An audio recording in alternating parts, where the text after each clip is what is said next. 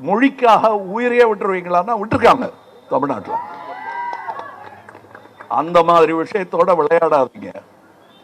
நீங்க பச்சை பிள்ளைக்கு கூட தெரியும், தமிழனுக்கு தெரியாதா தனக்கு எந்த மொழி வேண்டும் எந்த மொழி தேவை என்பதை முடிவு செய்யும் அறிவு தமிழனுக்கு உண்டு. பச்சை குழந்தைக்கே உண்டு. அளவுக்கு மீறி தாயார் உணவு ஊட்டினால் முகத்தை திருப்பிடும், இல்லை துப்பிடும்.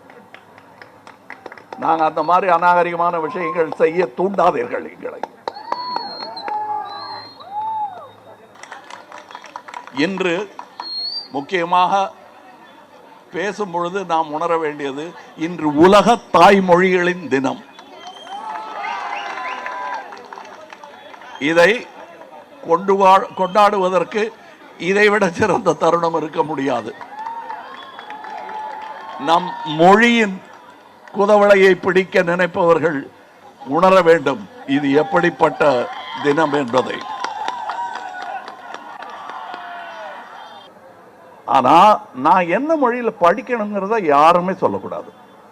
ஏன்னா என்கிட்ட யார் சொன்னாங்க, நான்லாம் வந்து மொழி போராட்டத்தில் அறநிஜார போட்டுக்கிட்டு பங்கெடுத்த பையன் நான். ஆனால் இல்லைங்க இனிமே வலியுறுத்த மாட்டோம் என்று மேல் தலைமை சொன்னதற்கு பிறகு அமைதி அடைந்தோம். அதுக்கு பிறகு நான் இந்தி படத்திலேயே நடித்தேன். ஒரு வார்த்தை இந்தி தெரியாது எனக்கு, ஆனா நடித்தேன். அது மாதிரி தமிழன்ட்ட அவனோட சாய்ஸ், நீ என்ன வேணா பார்த்துக்கன்னா சைனீஸ் மொழி கற்றுக்கணும்னு ஆசைப்படுவான்.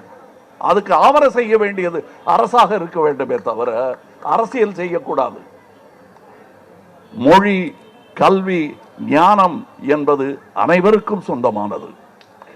We will change Tamil Nadu and then India.